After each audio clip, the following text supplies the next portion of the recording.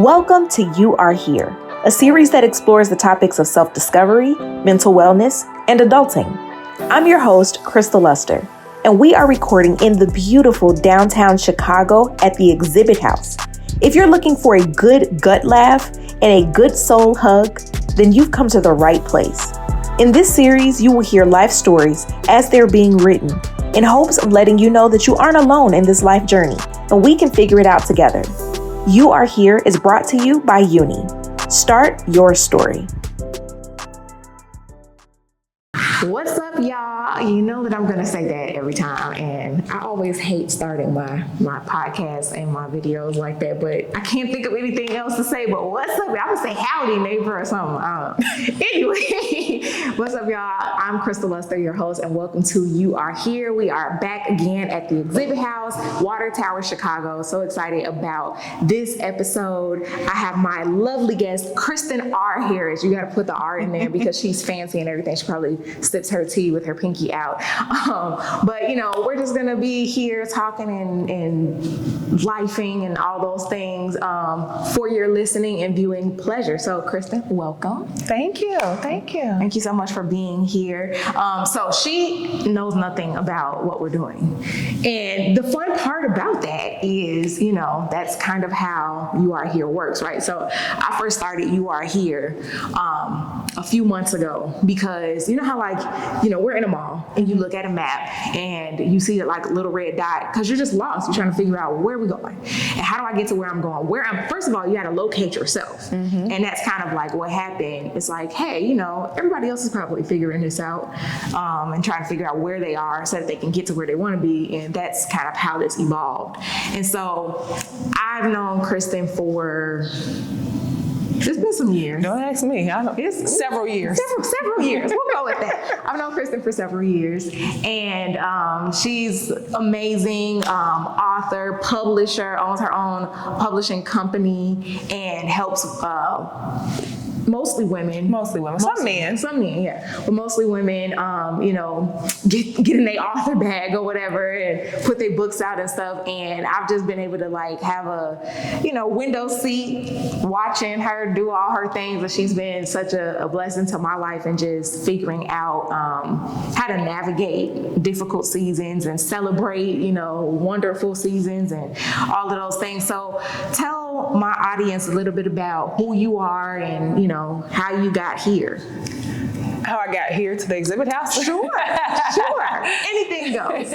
Well, like she said, professionally, I am CEO of the Scribe Tribe Publishing Group. I'm on a mission to help 100,000 authors write and publish their stories. It's a big, audacious goal, but I believe we'll get there, not because I'll physically touch everybody, but because I'll touch you and you'll touch someone else and share the information that I share. And so I'm excited about that. Personally, I'm a wife and a mom of the 3-piece spicy, my 3 girls. When she first told me 3-piece spicy, I was like, that's cute. But then I met them, I was like, that's accurate. Yeah, and they're all a different kind of spice. They're all a different kind of spice. Yeah. And so parenthood is a big thing. I just sent my oldest to college, so we're turning a new corner in parenthood. And I just, live and breathe all things helping women live life on purpose. Many years ago, I embraced the term that I was like a spiritual midwife. So I help people give birth to all the things. So I do publishing, but if you want to start a business, if you want to jumpstart your health career, your health journey and whatever it is, you want to level up in your career, I'm like, come talk to me because I know how to just take the leap. So listen, I just came to your house, what was that, a week ago? Mm-hmm. And I leapt. I almost jumped off the stairs. If I wasn't so clumsy, I would have just done that. But, last time we talked, I had hurt this knee, so we're not going to do that. But I felt like I could fly. I believe I could. So in all of those things, right, I think a lot of times when we are describing who we are and what we do, it's just a natural inclination to go to I am a mom, I'm a wife, I am a business owner. how do you feel looking back, let's say over like the last 5 years? You know, you've been through a lot of things, you've had a lot of transition happening in your life. So like, looking back and looking at where you are now, where would you say you are in life as far as like your stage of life? Do you feel like you are searching for something? Do you feel like you are, you know, in that groove of like where you want it to be? Like, where do you feel like you are? Neither of those. I don't feel like I'm searching for anything. Okay. And I'm very happy to finally be at that place where I don't feel like I'm searching for anything, because for so long, I've been always trying to figure out what's next. And I'm finally at a place where I'm living in my now and I'm enjoying the moment. I'm always going to get to something else, and something else is coming, and there's always greater, but I've just learned to rest in the now. And like you said, because of all the things that I've kind of transitioned through. And then I don't feel like I've arrived where I'm going, because there is a next. There's another level. There's still some things, some big aspirations that I plan to attain and I plan to achieve. But right now I'm just resting in the now. So I'm inching up my mountain. And so I haven't peaked. I don't believe that we peak until, for me, I don't want to peak until I die. Like, I'm going to die at my peak. My death is peak, okay? It's not come up to come back down. When I get to the pinnacle of my life, then we're done. It's finished. And so there's still more to go, more to come. And so I'm just learning to embrace where I am today. I like that. My death is peak. I don't remember if I said this in the last episode or not, but I'm goofy. Y'all know I'm goofy. You know I'm goofy. But I've always been, I can't stand funerals. And I think the reason why I don't like funerals is because what they intend to be, this homegoing celebration, a lot of times is just like very emotional and sad. And I get why, right? Because grief is hard. And you're mourning the loss of someone, but you're also trying to celebrate their life. So you talk about their lives and all of that. But like, I hate crying personally. I'm one of those weird people. I do it a lot, but I hate it. And I think about, funerals, we talk about these things that people have done in their lives, but is it really capturing the essence of who they are and what the impact that they had on other people? Because sometimes you don't know how you impact people. Right. But getting back to the goofy part, when you say peak, like this is the final show. There's nothing else after this, right? There's no encore. I would feel like I want to be propped up. Sitting up in the casket. Like, here's what I always say. So y'all know I'm an actress. And so in my mind, what I feel like would be the best thing to do, Betty White she was on the screen until she was done. Like, that was the grand finale. I feel like I want to do one more scene. So when I die, before the funeral, put my body in a movie where I play the dead body, but I'm an actual dead body. No, weird. I feel like it works. No, it would be whatever you want to do. You know what? Let's honor her wishes. Whatever she wants to do, let's make it happen. That would be my last credit. Like, she was a true artist, because even in her death, she was still doing what she loved to do. She died. She lived and breathed and died. Or we could just create a production at your funeral. So here's the thing about my funeral. I want to have a pre-funeral. And what does that mean? Before I die, I want to have a funeral, because here's why I don't like funerals. People don't know how to act. So I want to have a funeral before my funeral, and it's going to be kind of like a rehearsal. And I'm going to be there. And so if people start doing stuff they're not supposed to do, I'm speaking out. But it's not going to be real, because everyone around you is not actors. They're not actors. I'm going to fake my death. Don't tell the government. I'm going to fake my death.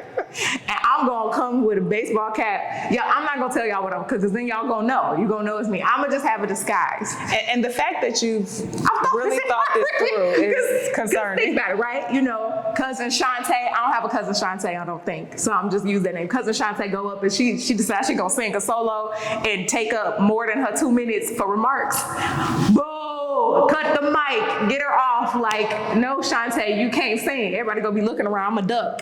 But that way they know, like, when I reemerge, ta-da, I'm just kidding, I'm not actually dead. Yeah, I'll be mad for like a minute, but then when I do actually die and you check the body or whatever, you're gonna be like, nah, I don't get cousin Shantae because she ain't like that the last time. No, you know it's working. keep on massaging it.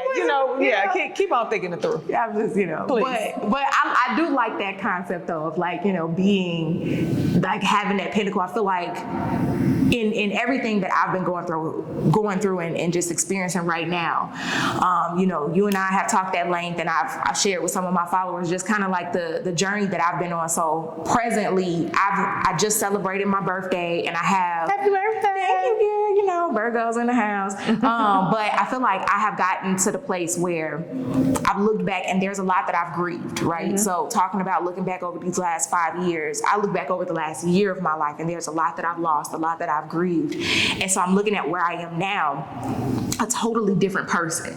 And when you're going through it doesn't feel good. Mm-hmm. Like, nobody likes going through change. Nobody likes having to pivot. Nobody likes having these unexpected, downpours that happen. And it's just like, yeah, I didn't ask for this. I didn't want to be made this strong. Like, I was okay with being a little weak. You know what I'm saying? But no, you're not.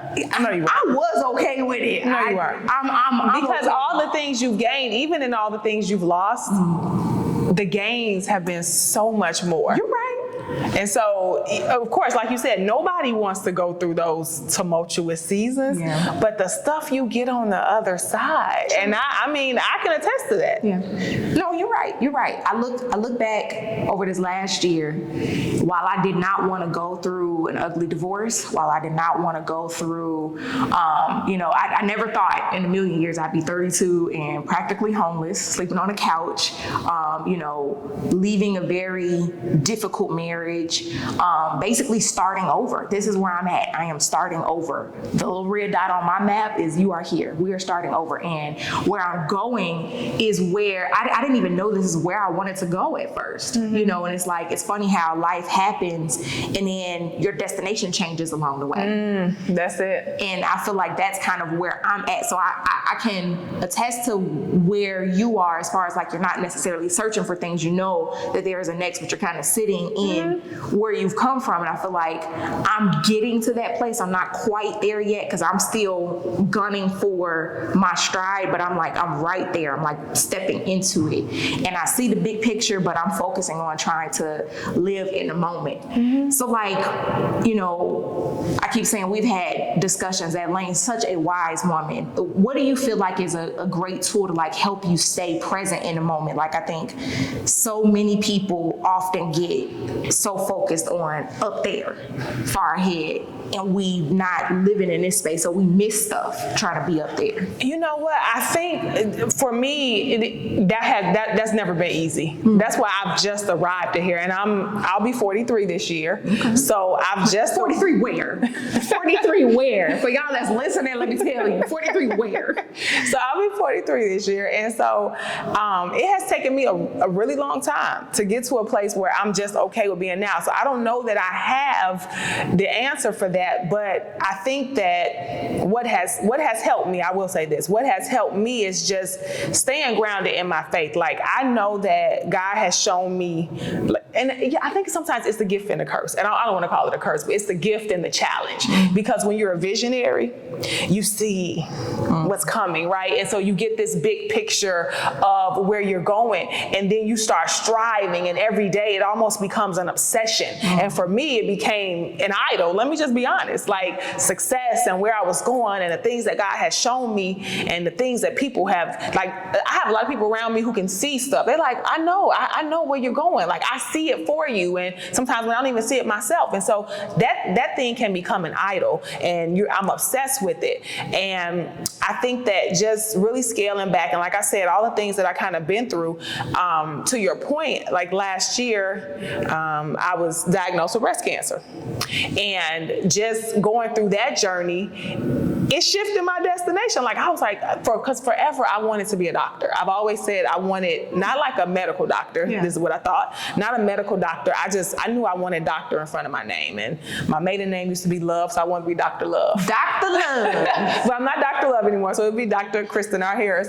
But don't forget the R. Don't forget the R. That's important. But I started last year. Before I was diagnosed, I was working on a doctorate degree. Okay. And in my mind, because I just was grasping for the wind, grasping for straws, and I knew I wanted to be a doctor, so I went and I signed up for this doctorate of business administration. Now I have an MBA, so I don't really need a DBA. It was just really pointless. But in my mind, I just wanted to be a doctor. But going through my breast cancer journey, I dropped out of school. Number one, college dropout. Shout out Kanye.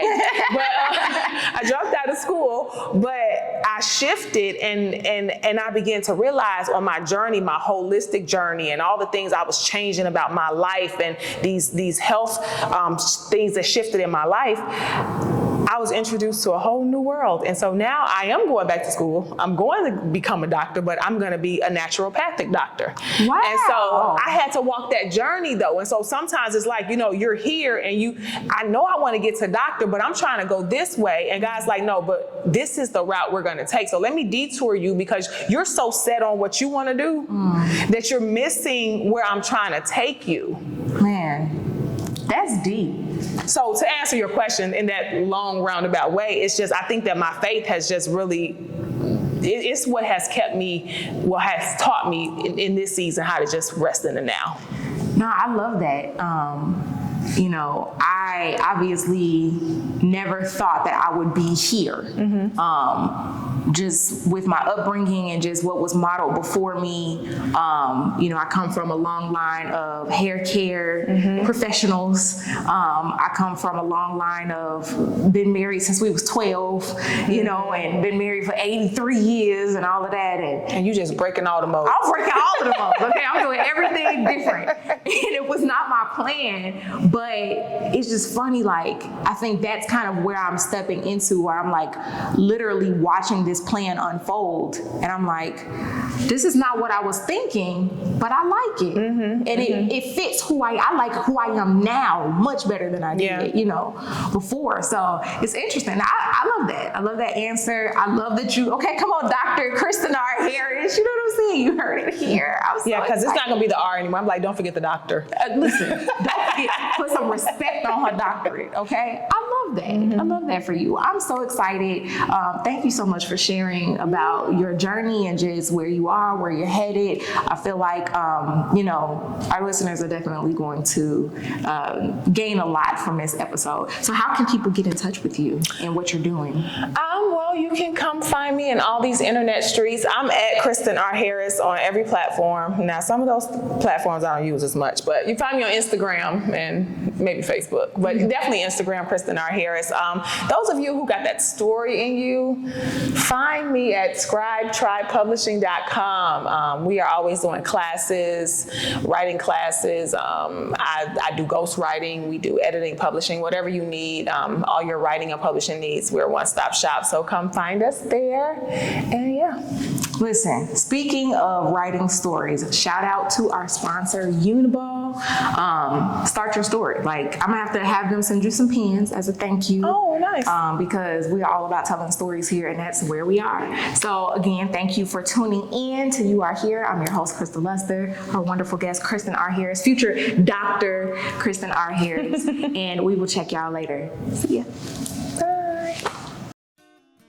Thank you so much for tuning in. Please don't forget to subscribe and connect so that we can keep doing life together. Have a good one.